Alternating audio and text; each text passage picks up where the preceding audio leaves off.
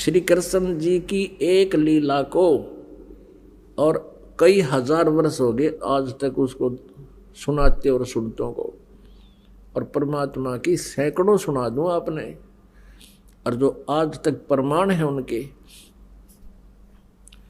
अब शेख तकी के तो फिर आग लगी मानना कहा था। जो 10-12 वर्ष का लड़का था वो जीवित किया परमेश्वर ने। उपस्थित सभी व्यक्तियों ने कहा कि हे कबीर जी आपने कमाल कर दिया, कमाल कर दिया। उस लड़के का नाम कमाल रख दिया और लड़के को अपने पुत्र के रूप में रख लिया। अपने पुत्र के रूप में रखा, उसको ज्ञान ध्यान भक्ति बताई। उसके बाद परमात्मा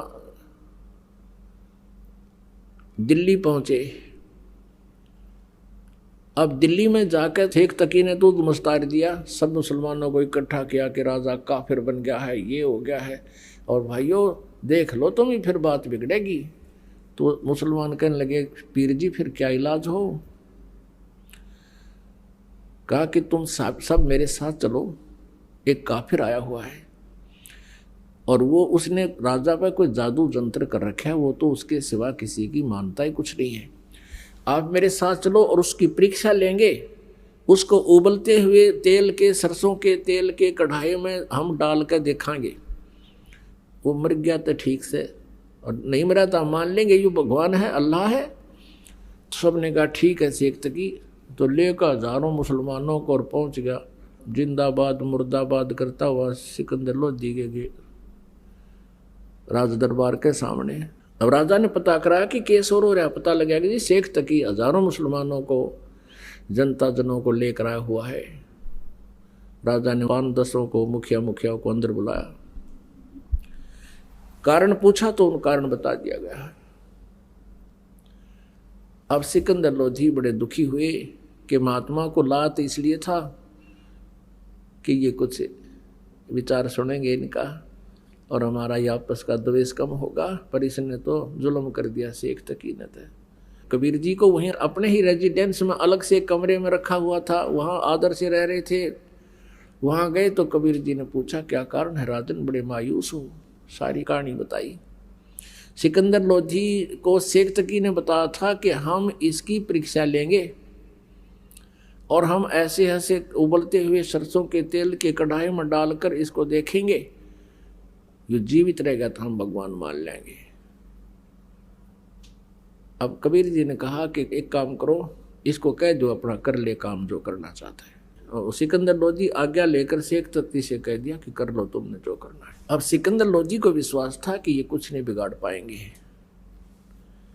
उधर से आछे मोटे मोटे लकड़ चूल्हा बड़ा बना कर उसके ऊपर बड़ा कढ़ाया रख कर सरसों का तेल भर दिया और उसमें लकड़ जला दिए। उनको लकड़ जलाने वालों से कह दिया इसने कति इतना उबाल दो न जल उठे और इसमें प्रवेश होते ही चरण देसी खत्म हो जा।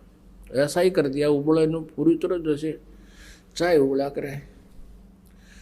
अब शेख तकी ने कहा कि लाओ उसको पकड़ कर डालो इसमें। परमेश्वर उठकर आगे खड़े हो गए कढ़ाई के पास और कहा आप इतना कष्ट ना कीजिए शेख तकी जी, मैं अपने आप प्रवेश कर जाता हूँ। परमात्मा एकदम उसमें प्रवेश कर गए और बैठ गया आराम से। गर्दन बाहर दिख रही है, परमात्मा बैठे नो देखें आराम से। शेख तकी नो कहे कुछ भी ना होया।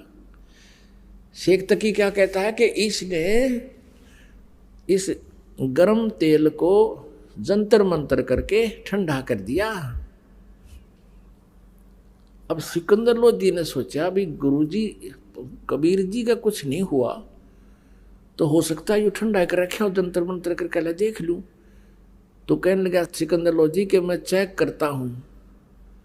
परमात्मा बोले राजा इसमें हाथ मत दिए कि दे नकम्मे के कहने ते तू इसमें हाथ दे दे, तेरी उंगली नहीं पाऊंगी, इतना गर्म है वो।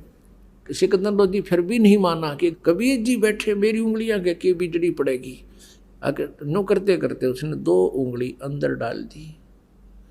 जितनी उंगली तेल में गई थी डूबी थी उतनी कट के अलग होगी, इतनी पीड़ा होगी। सिकंदर लोधी बेहोश हो गए। तब परमेश्वर उस कढ़ाई तो बाहर आए, यूं मार दिया राजा नकम्या ने। अब क्या किया, वैद्य रहते थे साथ में डॉक्टर सिकंदर लोधी के। पानी के छींटे छाटे मारे, होश में तो एकदम आ गया, फिर पीड़ा इतनी थी वो फिर बेहोश हो गया। अब परमात्मा ने वो उंगली पकड़ के पूरी कर दी, वह उंगली कटी हुई भी ना रही और पीड़ा फिर रहनी कहाँ थी, फिर सिकंदर लोधी उठ गया। अपनात्माओं इस दृश्य को देखने के लिए वहां कई हजार दर्शक खड़े थे, मुसलमान और हिंदू।